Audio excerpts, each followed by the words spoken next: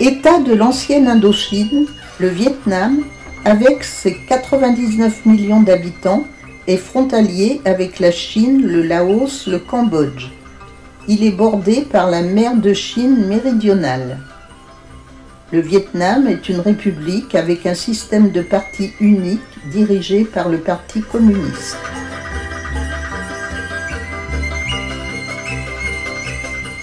Arrivés à Hanoï, nous quittons l'aéroport pour nous diriger vers le centre-ville.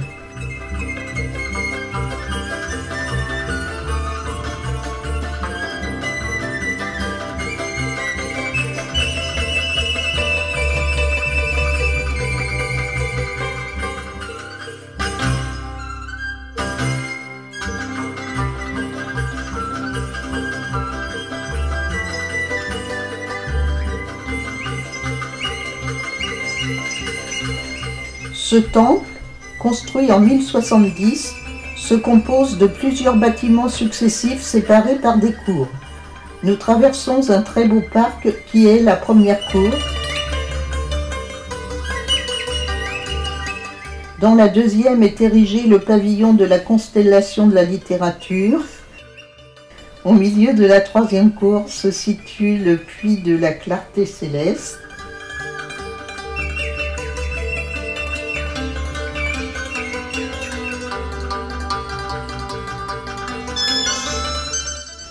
La grande maison des cérémonies au fond de la cour des sages qui est la quatrième.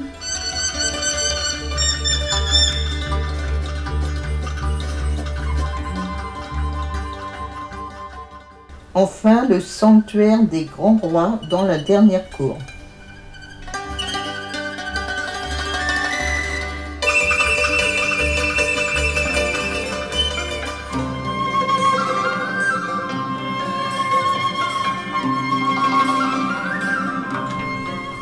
Cette pagode Mode-Côte a la particularité d'être construite sur un seul pilier, placé au milieu d'un petit plan d'eau, symbolisant une fleur de lotus flottante avec légèreté.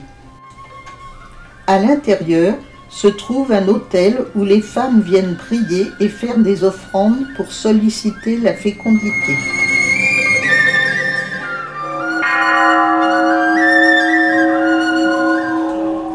Non loin de là, sur la place Badine, nous passons devant un immense mausolée où repose Ho Chi Minh, ancien président. C'est sur cette place que Ho Chi Minh a lu la proclamation de l'indépendance de la République démocratique du Vietnam le 2 septembre 1945.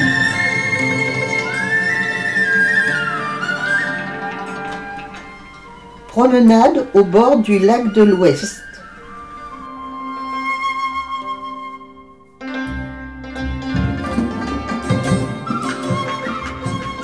Le soir, circuit en cyclopousse dans les rues et ruelles très animées et bruyantes.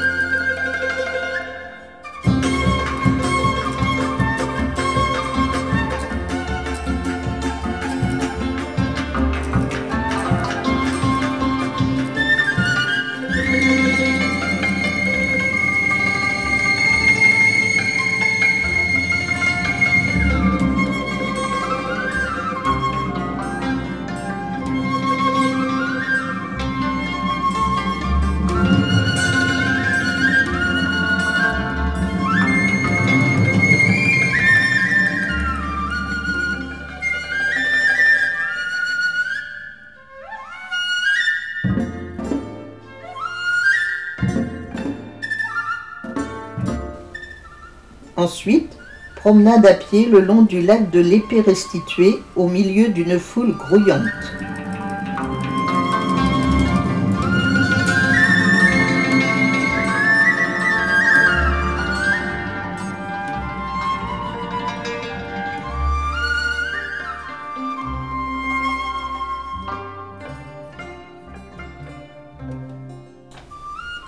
Au bout de la rue piétonne, on peut admirer le pont rouge, appelé aussi pont du soleil levant.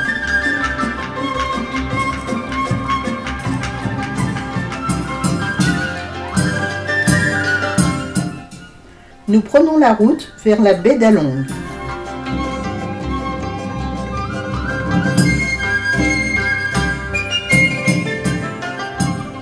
Un arrêt dans une manufacture de broderie, de bijoux et de tissus en soie.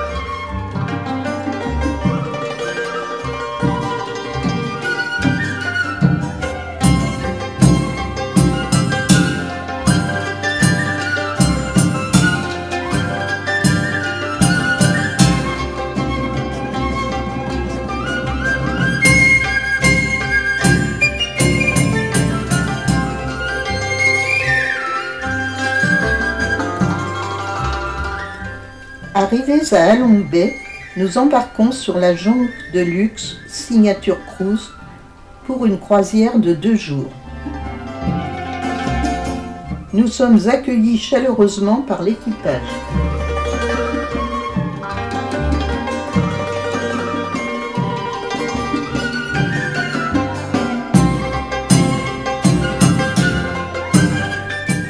La baie d'Allongue, d'une superficie de 1500 km², fait partie du golfe du Tonkin. Des tours calcaires de taille et forme différentes, appelées îlots karstiques, s'offrent à nos yeux. 1969 îlots plus ou moins rapprochés.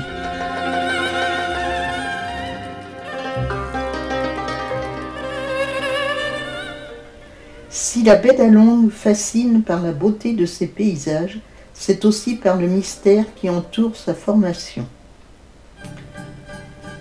La baie d'Allongue est un lieu de vie humaine depuis plus de 4000 ans. Une quarantaine d'îles sont encore habitées.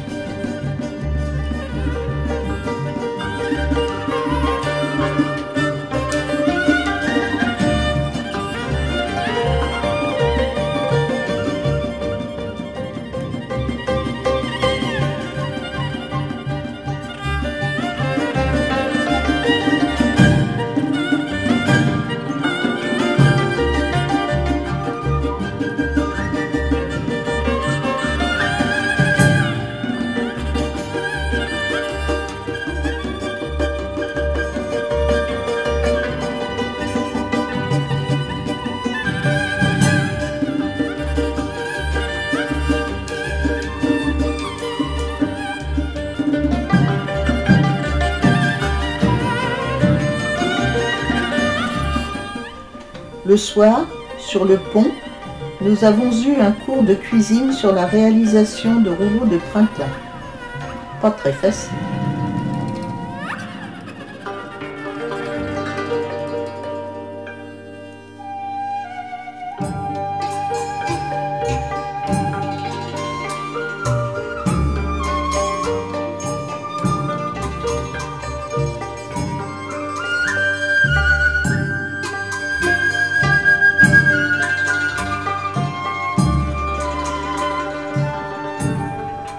Après le repas, nous avons participé à une activité de pêche au calamar, mais sans résultat.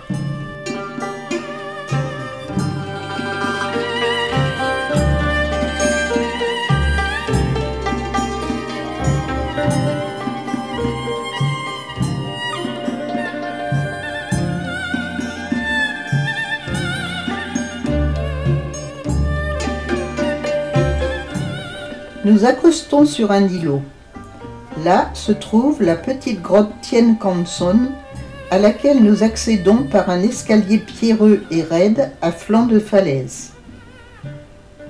Air frais, atmosphère sereine à l'intérieur de la grotte où l'on peut admirer stalactites et stalagmites.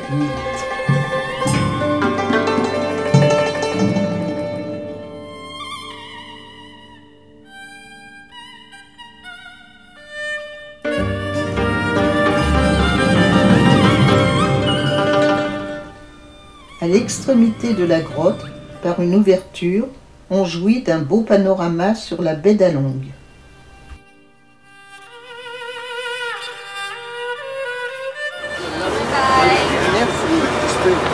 On dit au revoir à l'équipage. Bye bye. Bye bye. Tant bien.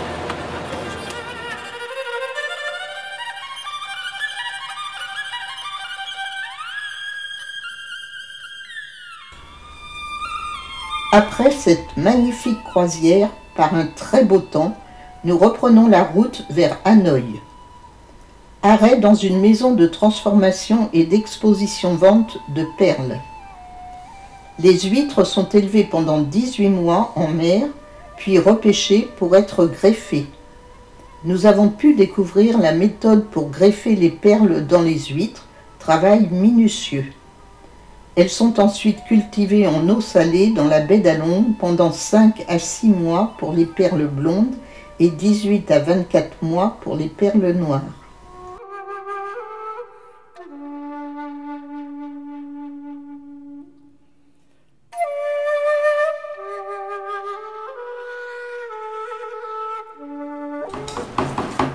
Dans le village de Yenduk, nous assistons à un spectacle insolite de marionnettes sur l'eau.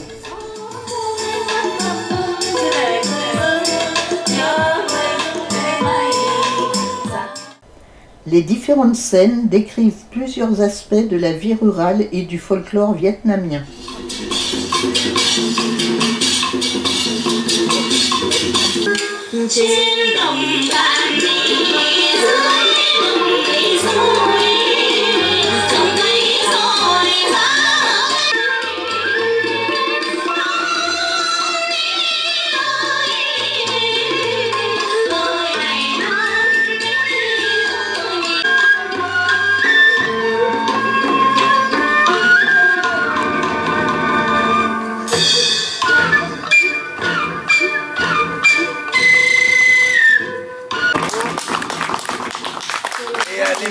Les manipuleuses sont les dames.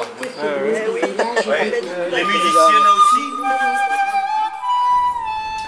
Un autre arrêt sur la route vers Hanoï nous permet de visiter un atelier de céramique traditionnelle.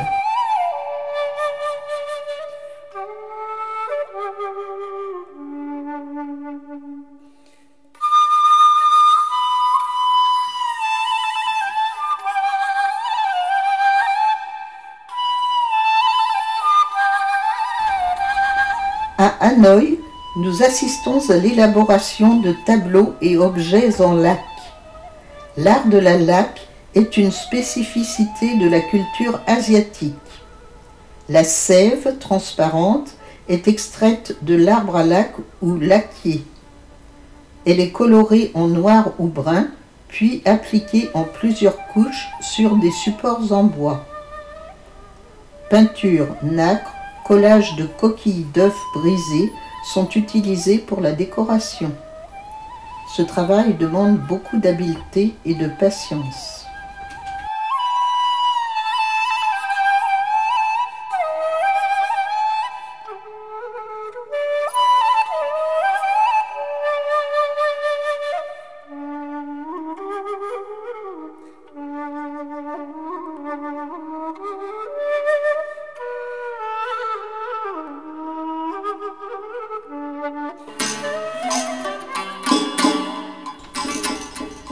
Un voyage de 14 heures en train de nuit nous conduit à Hue, capitale impériale des Nguyen au XIXe siècle.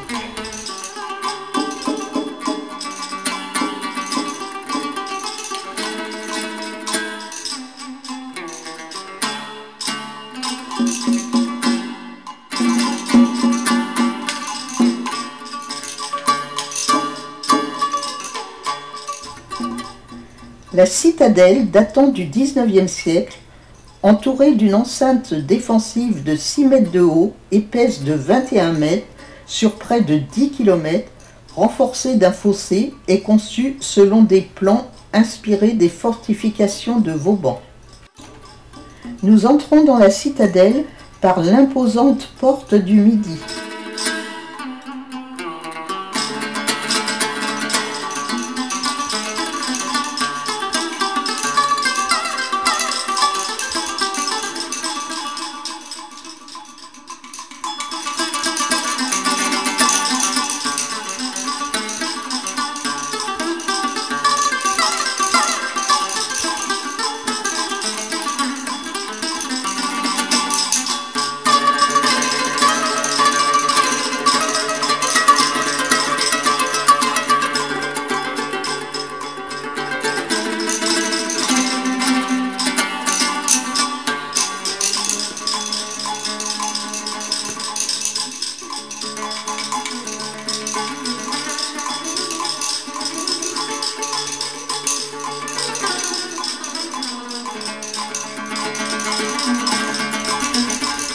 Ce palais a été détruit complètement pendant la guerre d'Indochine en 1946, puis il a été restauré.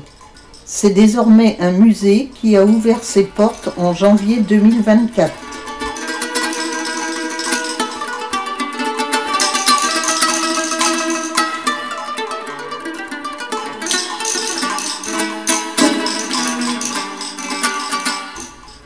Le chapeau conique vietnamien est appelé non la. Le non la est fabriqué à partir de feuilles de latanier. L'encens est une pâte obtenue à partir de substances végétales très odorantes et entourée sur des bâtonnets de bambou. 1, 2, 3, ok. Bravo, bravo.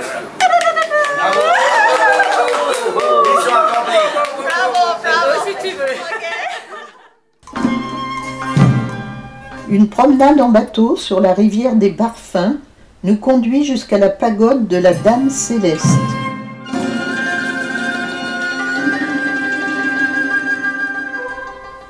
La pagode domine la rivière avec sa tour de 7 étages évoquant les 7 réincarnations de 3 Bouddhas. Elle est située dans un joli parc de 2 hectares avec des bassins.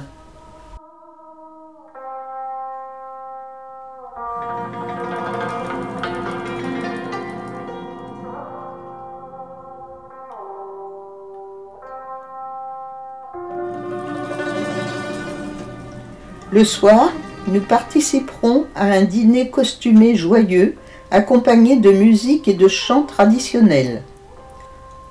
En entrant, nous recevons un habit de mandarin et, pour 2 d'entre nous, un costume de roi et de reine. Puis, nous nous réunissons autour d'une grande table pour déguster des mets réservés autrefois aux monarques vietnamiens. Vive la reine, vive le roi. Vive la reine, vive le roi.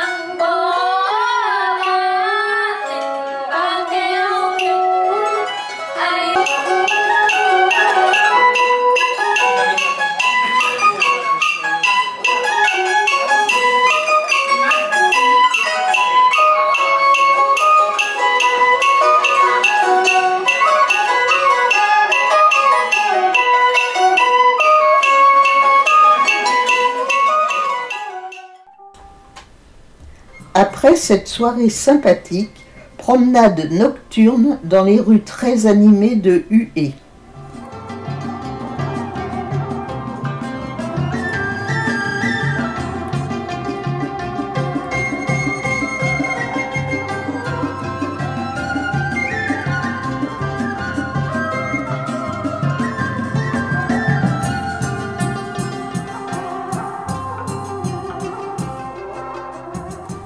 Arrivons au marché d'Ongba, le plus grand de la ville, où l'on vend légumes et fruits, viandes et poissons, coquillages, épices et bien d'autres encore.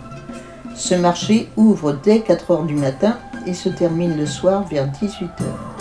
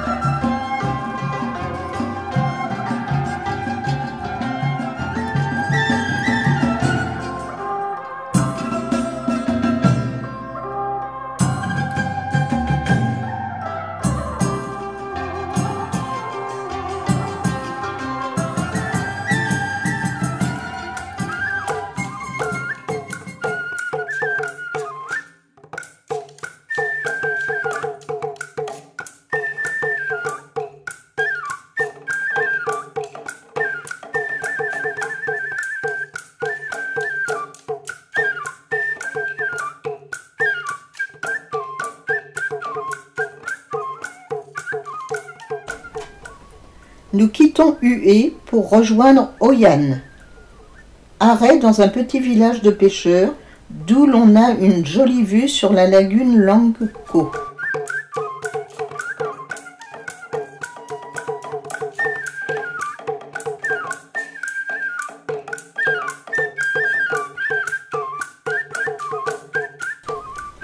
Continuons par la pittoresque route du col des Nuages. Petite halte pour admirer un panorama sur la baie de Langko.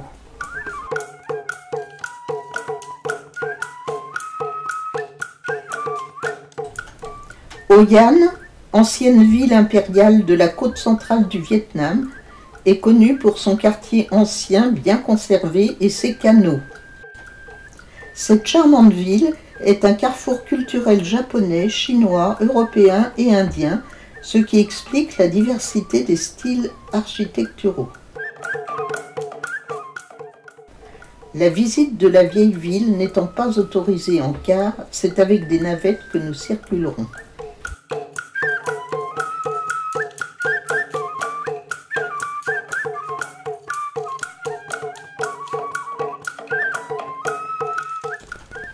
Arrêt dans un atelier de production de soie.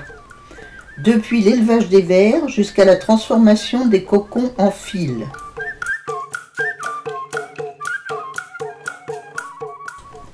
Puis, fabrication de tissus et confection de vêtements sur mesure, commandés le matin, livrés le soir si on le désire.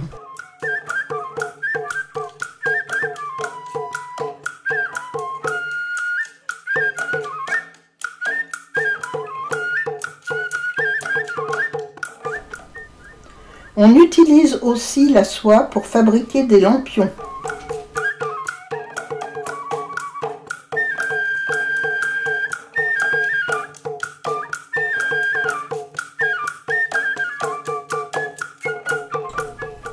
Le joli pont couvert japonais, construit au début du XVIe siècle par les commerçants japonais, relie les quartiers chinois et japonais de la ville.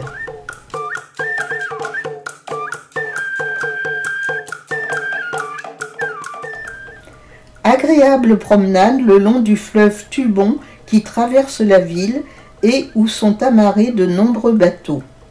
Activité intense sur le fleuve.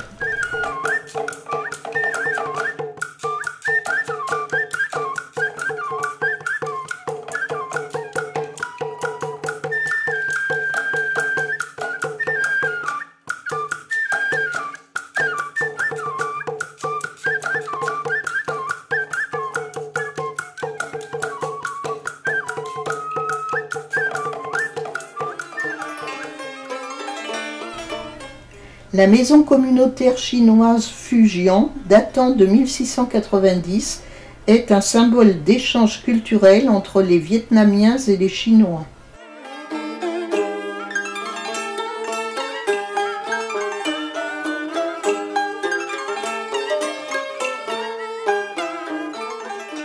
À côté du pont japonais, découverte d'une des maisons séculaires de l'ancien quartier. 3 styles d'architecture, vietnamienne, japonaise, chinoise, se mêlent avec harmonie.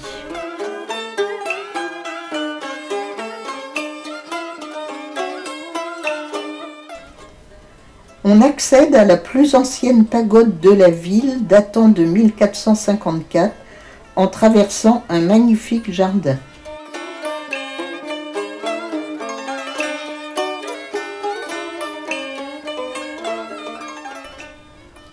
Les influences vietnamiennes et chinoises sont visibles dans l'architecture du bâtiment.